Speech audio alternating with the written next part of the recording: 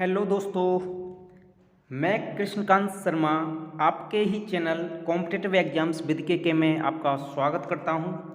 आज का जो टॉपिक है दोस्तों, प्रस्तावना के मुख्य शब्द, जो कि भारतीय संविधान के जो प्रस्तावना है उसके बारे में आज हम चर्चा करेंगे। काफ़ी लोग संप्रभुता, समाजवादी, धर्मनिरपेक्ष, लोकतांत्रिक, गणतंत्र, स्वतंत्रता, समता व बंधुत्व, इन शब्दों में काफ़ी कंफ्यूज रहते हैं। तो इन शब्दों को आज हम जानेंगे इस लेक्चर के माध्यम से कि इनका जो मूल अंतर है, मूल उद्देश्य है, वो क्या है।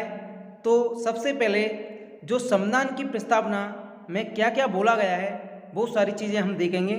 तो दोस्तों, भारतीय संविधान की प्रस्तावना पंडित नेहरू द्वारा बनाए और पेश किए गए एवं संविधान सभा द्वारा अपनाए गए उद्देश्य प्रस्ताव पर आधारित है। इसे 42वें संविधान संशोधन अधिनियम 1976 द्वारा संशोधित किया गया है, जिसने इसमें समाजवादी, धर्मनिरपेक्ष और अखंडता शब्द सम्मिलित किए गए हैं। संविधान की जो प्रस्तावना की विषय वस्तु रही है उसको हम जानेंगे। उसमें कहा गया है कि हम भारत के लोग भारत को एक संपूर्ण प्रभुत्व संपन्न, समाजवादी, धर्मनिरपेक्ष, लोकतांत्रिक गणराज्य बनाने के लिए और इसके समस्त नागरिकों को सामाजिक, आर्थिक और राजनीतिक न्याय, विचार, अभिव्यक्ति, धर्म, विश्वास व उपासना की स्वतंत्रता, प्रतिष्ठा और अवसर की समता प्राप्त कराने के लिए तथा व्यक्ति की गरिमा और राष्ट्र की एकता तथा अखंडता सुनिश्चित करने वाला बंधुत्व बढ़ाने के लिए दृढ़ संकल्पित होकर अपनी इस संविधान सभा में आज दिनांक 26 नवंबर 1949 को द्वारा इस संविधान को अंगीकृत, अधिनियमित और आत्मर्पित करते हैं। ये संविधान की प्रस्तावना में लिखा हुआ है। संविधान की प्रस्तावना के जो मुख्य तत्व रहे हैं वो हैं संविधान के अधिकार का स्रोत, भारत की प्रकृति, संविधान के उद्देश्य और संविधान लागू होने की तिथि। संविधान जो लागू होने की तिथि थी दोस्तों, वो थी 26 नवंबर 1949। इसी तिथि को संविधान को लागू किया गया था। तो संविधान के जो मूल शब्द हैं वो हैं संप्रभुता, समाजवादी, धर्मनिरपेक्ष, लोकतांत्रिक, गणतंत्र, स्वतंत्रता, समता व बंधुत्व। तो सबसे पहले दोस्तों हम जानेंगे संप्रभुता। संप्रभुता मीन्स क्या है? संप्रभुता शब्द का आशय है कि भारत न तो किसी अन्य देश पर निर्भर है और न ही किसी अन्य देश का डोमिनियन है। डोमिनियन का मतलब पहले जब हमारे ऊपर ब्रिटिश का शासन था, तो अब हमारे ऊपर कोई डोमिनियन नहीं है, किसी का शासन नहीं है। हम अपने शासन को, अपने देश को अपने तरीके से चलाएंगे। ये एक संप्रभुता का मतलब है। इसके ऊपर और कोई शक्ति नहीं है और यह अपने मामलों आंतरिक अथवा बाहरी का निस्तारण करने के लिए स्वतंत्र है। ये संप्रभुता का आशय है। वर्ष 1949 में भारत ने राष्ट्रमंडल की सदस्यता स्वीकार करते हुए ब्रिटेन को इसका प्रमुख माना। तथापि संविधान से अलग यह घोषणा किसी भी तरह से भारतीय संप्रभुता को प्रभावित नहीं करती।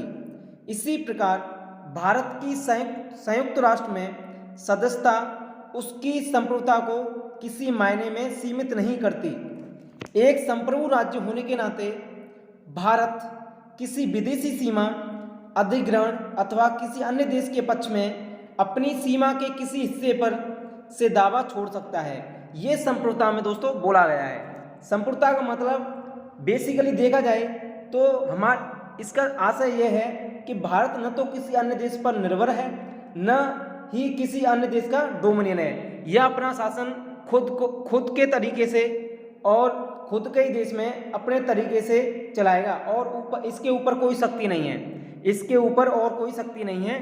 भारत को पूरा अधिकार होगा कि वो अपना एक नेता को चुने और उसको प्रतिनिधित्व दे। तो इसका मतलब सीधा सा है संप्रभुता। ठीक है, नेक्स्ट पॉइंट है दोस्तों समाजवादी। समाजवादी क्या है? जब वर्ष 1976 में 42वें संविधान संशोधन से पहले भी भारत के संविधान में नीति निर्देशक सिद्धांतों के रूप में समाजवादी लक्षण मौजूद थे। दूसरे शब्दों में जो बात पहले संविधान में अंतर्निहित थी उसे स्पष्ट रूप से जोड़ दिया गया है। और फिर कांग्रेस पार्टी ने समाजवादी स्वरूप को स्थापित करने के लिए 1955 में अवार्डी सत्र में एक प्रस्ताव पारित कर उसके अनुसार कार्य किया। यह बात ध्यान देने योग्य है कि भारतीय समाजवाद लोकतांत्रिक समाजवाद है, न कि साम्यवादी समाजवाद। यह बात ध्यान देने योग्य है कि भारत समाजवाद लोकतांत्रिक समाजवाद है, न कि साम्यवादी समाजवाद, जिसे राज्याश्रित समाजवाद भी कहा जाता है, जिसमें उत्पादन और वितरण के सभी साधनों का राष्ट्रीयकरण और निजी संपत्ति का उन्मूलन शामिल है। दोस्तों लोकतांत्रिक समाजवाद मिश्रित अर्थव्यवस्था में आस्था रखता है, जहां सार्वजनिक व निजी क्षेत्र साथ साथ मौजूद रहते हैं। जैसा कि सर्वोच्च न्यायालय कहता है, लोकतांत्रिक समाजवाद का उद्देश्य गरीबी, उपेक्षा, बीमारी व अवसर की असमानता को समाप्त करना है। यही भारतीय समाजवाद कहलाता है। भारतीय समाजवाद मार्क्सवाद और गांधीवाद का मिला जुला रूप है।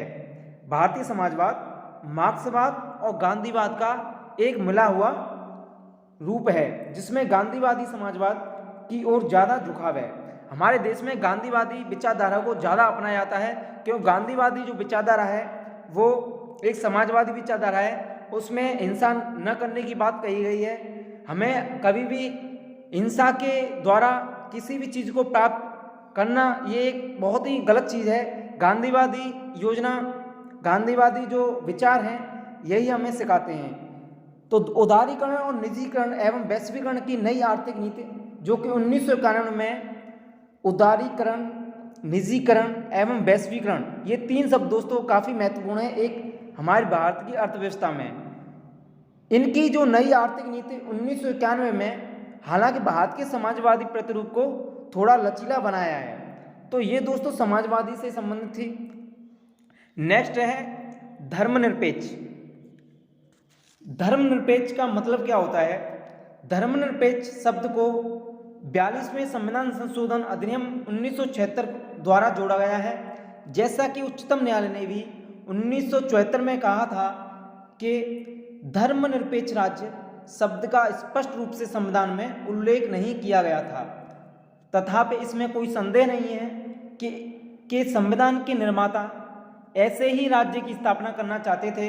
इसीलिए संविधान में अनुच्छेद 25 से 28, इन अनुच्छेद को आप ध्यान में रखिए। संविधान के जो अनुच्छेद हैं, अनुच्छेद 25 से 28, अनुच्छेद 25 से 28 जो कि हमें कहते हैं कि धार्मिक स्वतंत्रता का अधिकार, जो हमें इन अनुच्छेदों द्वारा धार्मिक स्वतंत्रता का अधिकार दिया गया है। ठीक है, तो भारतीय संविधान में धर्मनिरपेक्षता की सभी अवधारणाएं विद्यमान हैं, अर्थात हमारे देश में सभी धर्म समान हैं और उन्हें सरकार का समान समर्थन प्राप्त है। यही धर्मनिरपेक्ष का आशय है। तो दोस्तों संप्रभुता, समाजवादी और धर्मनिरपेक्ष, इन तीन पॉइंट्स को हम क्लियर कर चुके हैं। नेक्स्ट पॉइंट है लोकतांत्रिक, गणराज्य, न्याय, स्वतंत्रता, समता और बंधुत्व। तीन पॉइंट्स को हम क्लियर कर चुके हैं। तो मेरा एक प्रयास है कि इन सारे पॉइंट्स को हम क्लियर करेंगे। जो बचे हुए पॉइंट हैं, जो बचे हुए बिंदु हैं, उनको हम नेक्स्ट क्लास में क्लियर करेंगे। ठीक है, तो संप्रभुता, समाजवादी, धर्मनिरपेक्ष, मुझे एक ऐसा आपसे आशा है कि आपको ये तीन पॉइंट्स आपको समझ में आए होंगे। तो इस क्लास के माध्यम से संप्रभुता, समाजवादी और धर्मनिरपेक्ष को हम सीख चुके हैं। तो इस चैनल को ज़्यादा से ज़्यादा लाइक करने और शेयर करने में न चूक करें। तो धन्यवाद।